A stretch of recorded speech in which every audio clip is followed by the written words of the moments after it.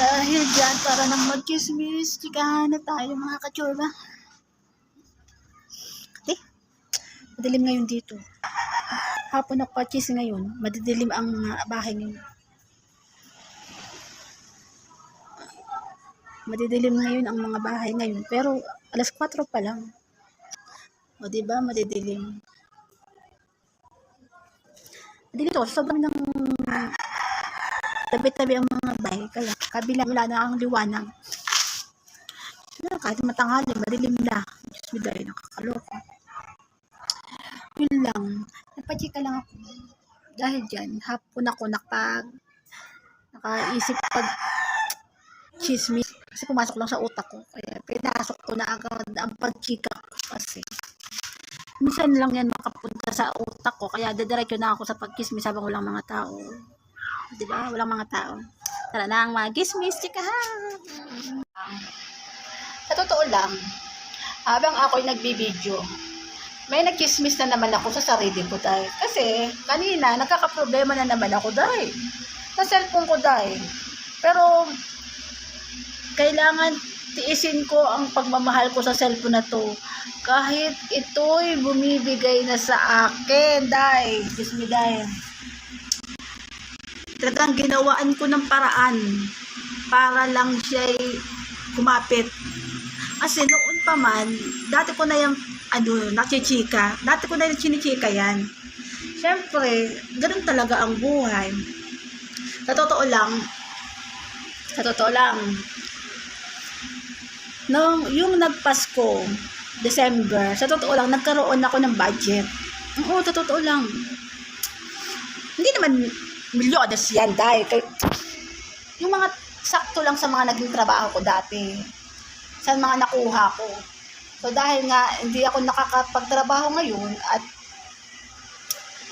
kailangan kong magtiis muna. Yun, sa awa naman ng Diyos, nagkaroon ako ng extrang pamasko. Sige, sabi natin pamasko na rin yun kasi December yun dahil. So, sa totoo lang, pwede na akong bumili ng cellphone dahil. Kahit na pwede na sana talaga akong bumili. Kaso nung time na yun, magpapasko kasi noon dahil magpapasko, mag-New Year, tapos mamigay ng pangregalo man lang sa mga pamangkin kasi wala akong trabaho. So at least may nakuha akong konting budget. So sana makakabigay ako sa mga bata at makakakain ng New Year at Christmas, o di ba? Diyos me dahil, kaso ang ending, tiniis ko ang sarili ko na wala pa akong maayos na cellphone. Ang mahalaga sa akin na kapag ganun pa rin ako, nakakapag-chika-chika pa rin ako kasi syempre wala naman akong trabaho pa Pero syempre, alam ko sa darating na panahon, babalik akong magtrabaho. Wala nagagamot pa ako Alam mo na, pag stroke, Diyos me dahil. Sa sobrang tagal kong magtrabaho, sa sobrang sipag ko, syempre, stroke ako. Sa kakadedma dati sa masakit ang ulo, deadma na wala akong pahinga dati, dating nakakatagay ako, na halos wala rin akong pahinga kasi diretso trabaho. Kasi trabaho ay trabaho. Kahit magtagayan kayo, mag-party-party, trabaho ay trabaho. Ayun ang ginagawa ko doon. So, doon. Kaya hanggang ngayon, hindi pa rin talaga ako nagtatrabaho. Kasi, ang aking doktor, ayaw pa rin pumirma na maging approved na ako magtrabaho. Sa totoo lang, madali lang naman mag-apply sa dati kong trabaho. Kasi kakilala ko na rin yung mga dati kong katrabaho at mga boss. Kaya madali naman makabalik doon. Kaso, yun nga, hindi pa rin ako pinapayagan ni doktora. Tiisin na lang muna sa bahay. Ganun talaga. Sa ilang taon na pagtatrabaho ko simula 19 ako doy. Kasi hindi ako natapos mag-college So, dahil dyan, hindi ko natapos ang college ko. Third year college lang. Kaya, dahil gustong-gusto ko na magtrabaho noon. As in talaga, kahit nagkakanda, sakit ako dati. Diyos me, day.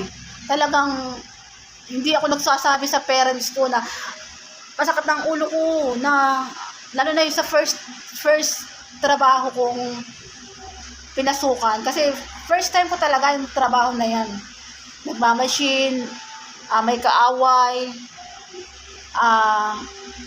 yung nagbe-break time na mag-isa. Kasi first time ko lang talaga yan, day. Pero sa tagal naman sa tagal na naging nag-stay ako sa isang company na yan, ang dami kong minahal, nakatrabaho, nakakamiss. Kaso, sa sobrang tumagal ng ilan dekada sa isang trabaho, mas napapagod, mas lalong pumapagod, lalong nahihirapan ang trabaho. Kasi noon kasi medyo relax, medyo konting yung tipong pag nabigay mo yung araw na to na ito lang ang score, ito lang ang kailangan mo. Pag yan nakuha namin, kahit wala pang 6 to 6, ay masaya kami dahil kasi nakatapos na kami mag-score ng output, di ba?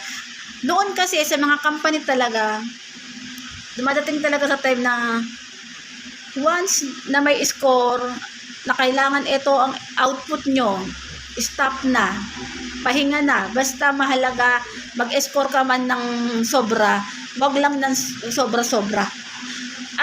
Nakakatuwa talaga dati dahil, kaya miss ko talaga. Ayun ang first time kong trabaho talaga noon. Yun lang, sa awa naman ng Diyos, tumagal ako sa pagiging masipag, syempre. 19 or 20 o magto-20 ako noon. Basta hindi ako third year college lang ako noon eh. So umano ko ng ilang dekada sa isang company. Yun lang, na-miss ko lang magtrabaho. Sa ngayon kasi nakakaumay na rin. Ilang taon na rin. Ilang taon, 2025 o 2 taon na ako walang trabaho.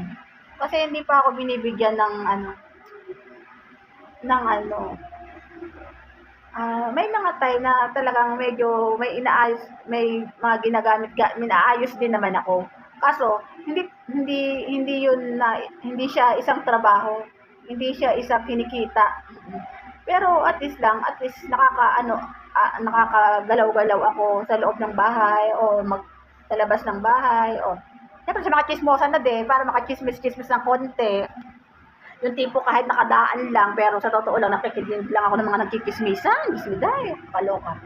So, ganoon naman talaga ang buhay ng mga tambay. Mga tambay sa yun lang.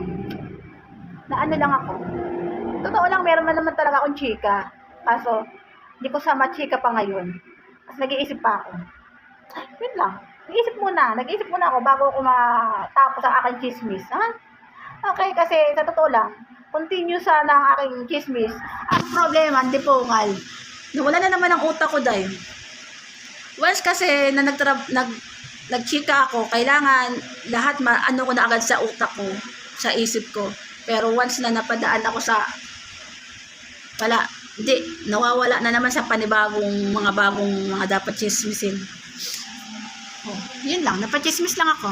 Basta babalik ako sa pagchismis na ito. Ito talaga kasi ang plano ko talaga magchismis. Ewan ko ba na ibang na-chismis ko tuloy.